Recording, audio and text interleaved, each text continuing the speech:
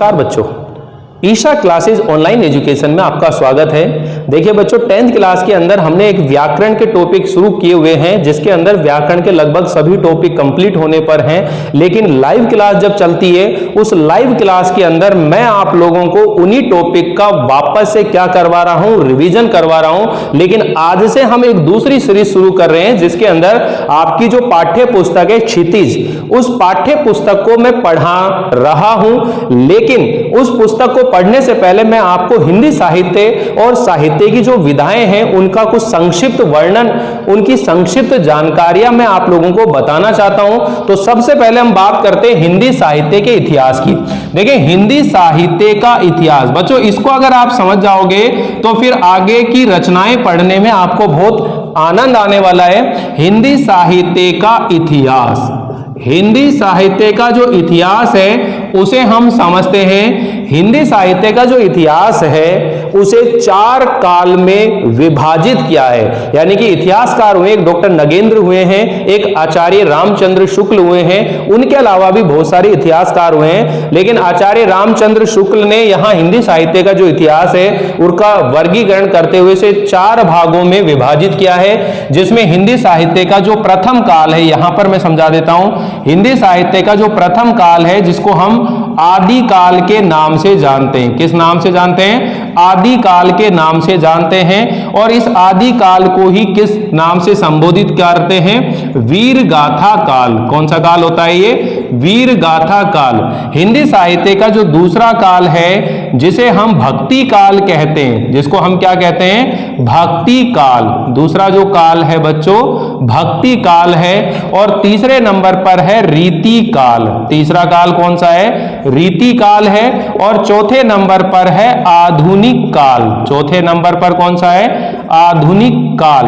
तो ये हिंदी साहित्य के 4 काल हैं। उसके बाद भी आधुनिक जो काल है इसके भी 6 पार्ट हो जाते हैं। तो हम सबसे पहले आज जो चैप्टर शुरू करने वाले हैं उसके बारे में बात करेंगे। लेकिन देखिए, आदि काल का मतलब क्या है कि आदि काल के अंदर जो रचनाएं लिखी गई थी उनके अंदर वीरता का बखान करने वाली रचनाओं का वर्णन अधिक किया गया था। जिसे एक तरह से ये कह सकते हैं कि केवल दरबार का जो काव्य होता था वहीं तक वो काव्य सीमित होता था, जिसमें वीरता के बखान किए जाते थे।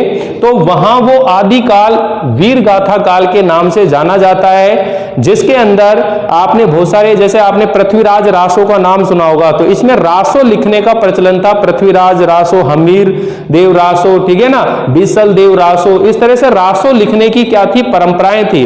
तो वहां पर वीरता का ज्यादा बखान होता था। तो हमारे जो कोर्स है 10th क्लास का, उस 10th क्लास के अंदर हमारे हिंदी साहित्य के जो 4 काल हैं, इन 4 कालों में से कौन से काल की रचनाएं नहीं हैं? तो सबसे पहले आप ध्यान दीजिएगा कि जो आदि काल है उस आदि काल की कोई रचना हमारे कोर्स में नहीं है। हम लोग यहां से शुरू करेंगे भक्ति काल से। कहां से शुरू करेंगे? क्योंकि बच्चों देखिए, क्वेश्चन जो आएगा, मेरा उद्देश्य ये रहेगा कि जब हम लोग ये बुक शुरू कर रहे हैं तो बुक के अंदर हमें 2 तरह के प्रश्न जो हैं तैयार करने हैं और आपको मेरे साथ में प्रयास करना है, मेहनत करनी है। आप सबसे पहले अपनी जो नोटबुक है उसको रेडी रखेंगे और ये जो लेसन हम पढ़ रहे हैं, जो भी चैप्टर पढ़ेंगे उसके लिए बुक आपके पास होनी चाहिए, पेंसिल आपके पास होनी चाहिए। क्योंकि जैसे जो बातें नोट करनी होंगी वो तुरंत आप लोग नोट कर लेना, लिख लेना। तो यहां पर अपन भक्ति काल की बात करते हैं। तो जो भक्ति काल है बच्चों, यहां पर इसको सीखते हैं। भक्ति काल हिंदी साहित्य का दूसरा काल है। इसे हिंदी साहित्य का स्वर्ण काल भी कहा जाता है। स्वर्ण काल क्यों कहा जाता है? क्योंकि भक्ति काल में साहित्य जो है जन सामान्य तक पहुंच चुका था और वहां पर लोगों के मन के अंदर जो उदासीनता छाई हुई थी उसे दूर करने का भी काम कर रहा था ये।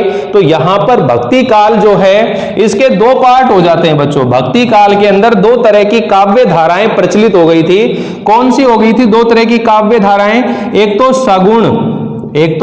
सगुण भक्ति काव्य धारा, सगुण भक्ति काव्य धारा, सगुण भक्ति काव्य धारा। और एक जो हो गई थी जिसका नाम था निर्गुण भक्ति काव्य धारा। निर्गुण भक्ति काव्य धारा, यानी कि 2 तरह के काव्य यहां भक्ति काल में विभाजित हो गए। दोनों को ढंग से समझें क्योंकि इनसे संबंधित बहुत सारे आपके चैप्टर हैं जिन्हें हम लोग पढ़ने वाले हैं। कौन कौन से चैप्टर हैं जिसको हम पढ़ेंगे यहाँ पर? पहले आप समझ लीजिए कि भक्ति काल के अंदर दो तरह की काव्य धाराओं का क्या हो गया था? प्रचलन हो गया था। एक सगुण भक्ति काव्य धारा और एक निर्गुण भक्ति काव्य धारा। इन दोनों में अंतर किस चीज का है, ये समझने की कोशिश करें बच्चों। सगुण का मतलब यह है कि उस समय उस युग में ऐसे संत, ऐसे महात्मा या ऐसे क्रांतिकारी पुरुष, ऐसे समाज सुधारक जिन्होंने ईश्वर के रूप, रंग, आकार को स्वीकार करके और उसकी भक्ति की है, उसकी आराधना की है, वो तो कहलाए सगुण भक्ति काव्य धारा के कवि। वो क्या कहलाए? सगुण भक्ति काव्य धारा के कवि। यानी कि ऐसे संत, ऐसे महात्मा जिन्होंने ईश्वर के रूप, रंग, आकार, प्रकार को स्वीकार किया है, उनको तो हम क्या कहते हैं? सगुण भक्ति काव्य धारा। यानी कि ऐसे लोग जिन्होंने ये कहा कि हाँ, ईश्वर का रूप, रंग, आकार, प्रकार होता है, उसकी एक मूरत है, उसका एक रूप है, उसकी एक सौंदर्य है, उसकी एक छवि है, ऐसा मानने वाले जो लोग हैं वो कहलाए थे सगुण भक्ति काव्य धारा के कवि। लेकिन कुछ लोग ऐसे भी थे जिन्होंने ये कहा कि ईश्वर तो निर्गुण है, ईश्वर तो निर्गुण है, निराकार है और सृष्टि के कण कण में व्याप्त है, सृष्टि के कण कण में व्याप्त है। इसको दोनों को ढंग से समझिए, बहुत अच्छे से चीजें क्लियर हो जाएंगी आप लोगों को कि ऐसे संत, ऐसे महात्मा जिन्होंने ये कहा कि ईश्वर का ना तो कोई रूप होता है, ना रंग होता है, ना गुण होता है, ना उसकी कोई मूर्ति होती है, ना कोई छवि होती है, ईश्वर तो इस सृष्टि के कण कण में व्याप्त है। जैसे पानी होता है, हम पानी को जिस पात्र में डालते हैं, पानी उसी पात्र का रूप ग्रहण कर लेता है, आकार ग्रहण कर लेता है। उसी तरह इस संसार में जितने भी प्राणी हैं, सभी प्राणियों के हृदय में ईश्वर का, परमात्मा का अंश विद्यमान है, वो उसी का रूप है। उसे चाहे अल्लाह कहो, चाहे आप गुरु नानक साहब कहो, या आप भगवान शिव कहो, कृष्ण जी कहो, राम कहो, आप उसे किसी भी नाम से संबोधित करो, भगवान का कोई रूप नहीं है, कोई रंग नहीं है। ऐसा मानने वाले जो लोग थे वो क्या कहलाए? निर्गुण निराकार की उपासना करने वाले, योग साधना की भक्ति करने वाले लोग निर्गुण भक्ति काव्य धारा के कवि कहलाए। यानी कि इन लोगों ने, ये जो लोग थे, ये बहुदेववाद का समर्थन करते थे। कौन कौन सी विशेषताएं, ध्यान समझो। ये बहुदेववाद यानी कि बहुत सारे देवी देवता गण हैं, उसका समर्थन करते थे, लेकिन ये बहुदेववाद का विरोध करते थे। बहुदेववाद का विरोध करते थे, खंडन करते थे।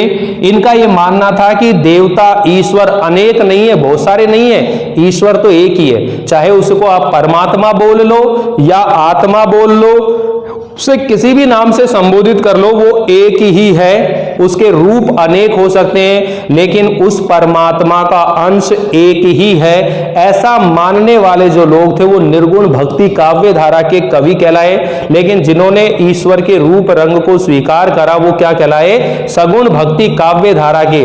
अब यहां पर देखो, इन्होंने यहां जो निर्गुण काव्य धारा के थे, उन्होंने समाज में व्याप्त बहुत सारी जो बुराइयां थी उनको समाप्त करने की भी इन्होंने यहां पर कोशिश करी थी। ठीक है, ये मूर्ति पूजक थे, मूर्ति की पूजा करने की बात करते थे, लेकिन ये मूर्ति पूजक नहीं थे, ये मूर्ति की पूजा करने वाले नहीं थे। ठीक है, तो अब आगे देखिए, आप और आसानी से समझ जाओगे कि इसके अंदर दो तरह की काव्याएं, सगुण काव्य धारा है, इसमें दो तरह के कवि हो गए। एक तो हो गए कृष्ण भक्त, एक तो क्या हो गए? कृष्ण भक्त कवि हो गए, और एक जो हो गए वो हो गए राम भक्त कवि। क्या हो गए बच्चों?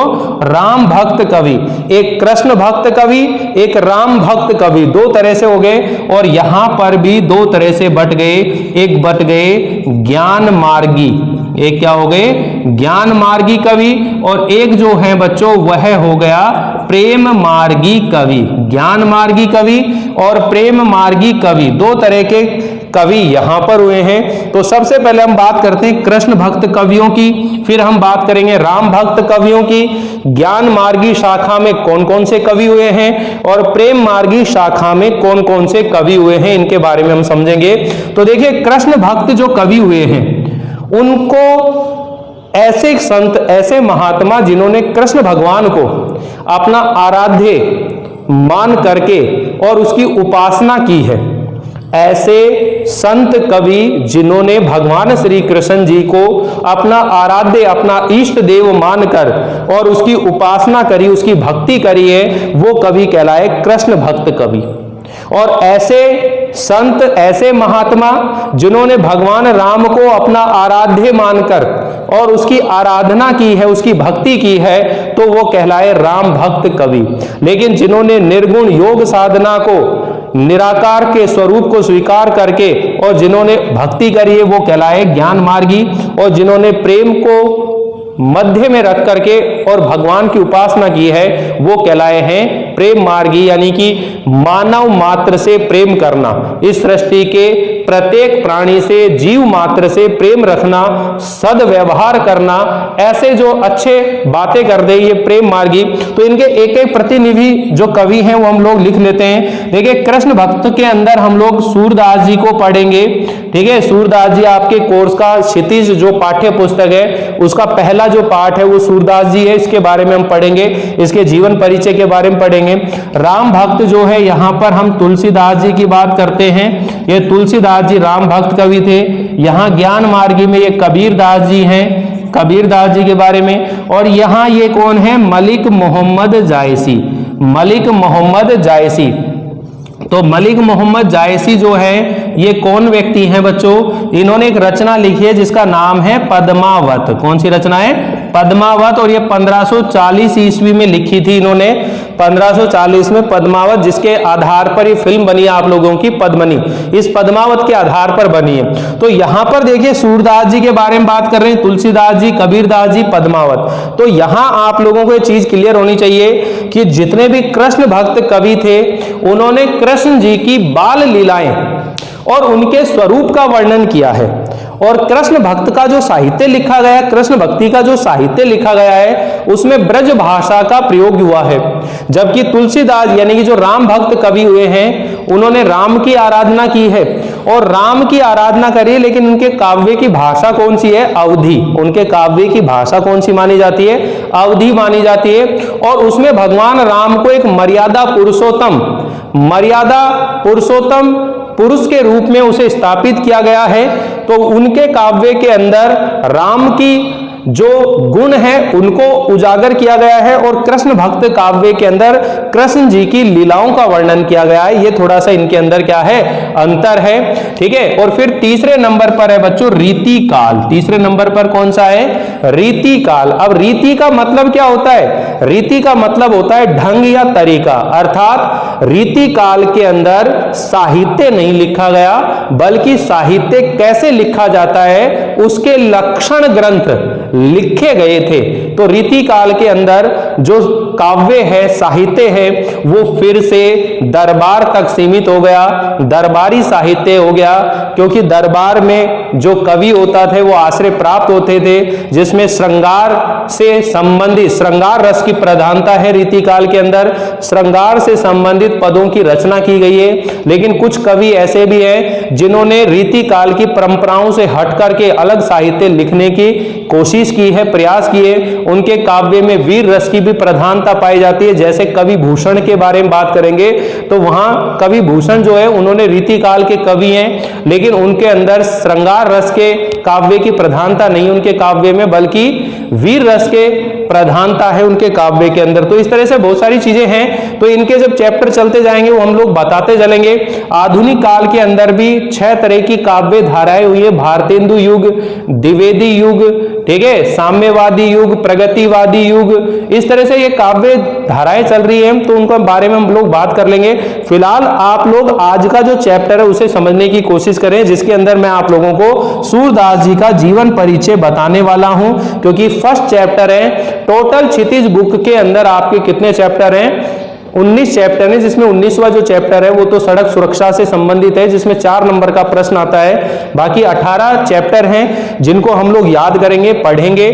क्वेश्चन हमें जो तैयार करना है वो इस ढंग से करना है कि एक तो आपको परिचय से संबंधित क्वेश्चन याद हो जाए, कि जो परिचय पूछा जाता है वो परिचय आपको याद हो जाए। तो सबसे पहले हम लोग सूरदास जी के परिचय को याद करेंगे, ठीक है। फिर हम लोग इसके पाठ में कितने पद हैं उनके ऊपर चर्चा करेंगे और फिर उनका अनुवाद पढ़ेंगे और अनुवाद के बाद उनकी व्याख्या करना सीखेंगे। हाँ बच्चों, 6 नंबर की व्याख्या आती है, इसलिए 6 नंबर की व्याख्या और 4 नंबर का जो आपका परिचय पूछा जाता है, ये परिचय आप लोगों को सीखना पड़ेगा, इन चीजों की प्रैक्टिस करनी पड़ेगी। अच्छे अंक प्राप्त करने हैं तो हमें ये करना चाहिए कि जो क्वेश्चन आते हैं उनकी तैयारी हमें पहले ही कर लेनी चाहिए कि भाई व्याख्या आनी है, तो व्याख्या को करने का पैटर्न हमें पहले ही समझ लेना चाहिए। तो चलिए देखते हैं सूरदास जी के बारे में, लेकिन उससे पहले देखिए हम लोग एक चीज और पढ़ लेते हैं कि जो साहित्य होता है बच्चों, ये साहित्य के 2 पार्ट होते हैं, एक होता है गद और एक जो होता है वह होता है पद।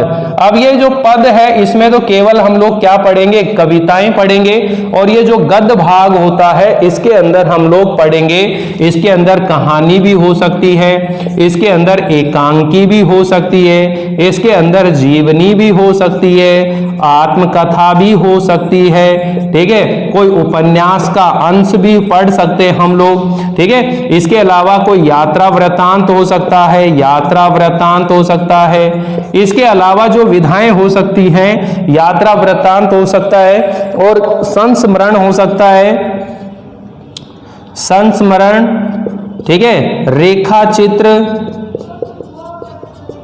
या शब्द चित्र भी हो सकता है।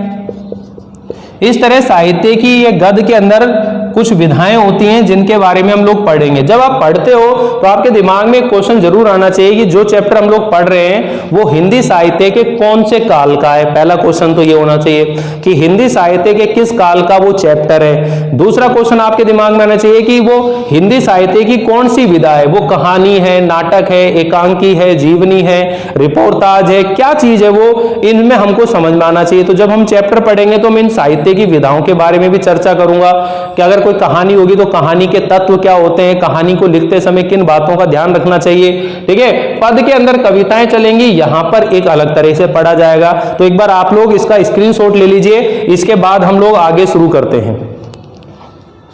आगे देखते हैं, इसके सूरदास जी के परिचय के बारे में पढ़ते हैं।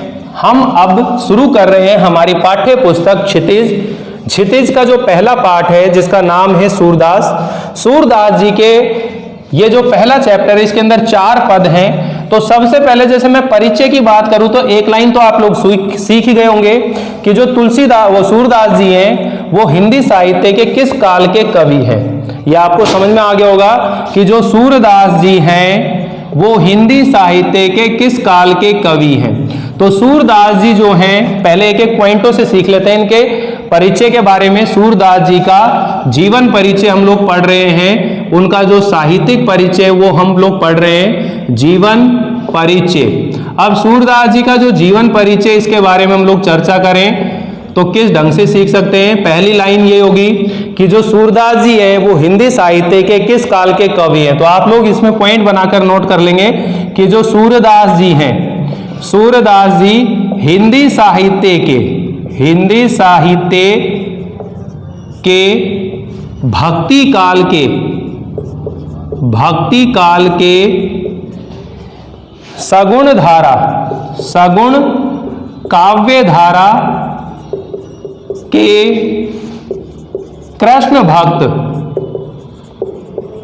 कृष्ण भक्त कवि थे। अब देखो पहली लाइन कितने बढ़िया तरीके से याद होगी कि हम लोग ये कह सकते हैं कि सूरदास जी जो हैं हमारे हिंदी साहित्य के भक्ति काल के सगुण काव्य धारा के कृष्ण भक्त कवि थे। क्या थे वो? कृष्ण भक्त कवि थे। अगर हम इनके जन्म की बात करें तो इनका जन्म सन 1540 ईस्वी में आगरा मथुरा में रुणकता क्षेत्र था। कौन सा क्षेत्र है? रुणकता क्षेत्र में इनका जन्म हुआ। लेकिन इनके जन्म स्थान को लेकर के कुछ लोगों में क्या है? मतभेद है। कुछ विद्वानों का मानना है, आगे हम तीसरा पॉइंट बना सकते हैं, कुछ विद्वानों का मानना है इनका जन्म दिल्ली के निकट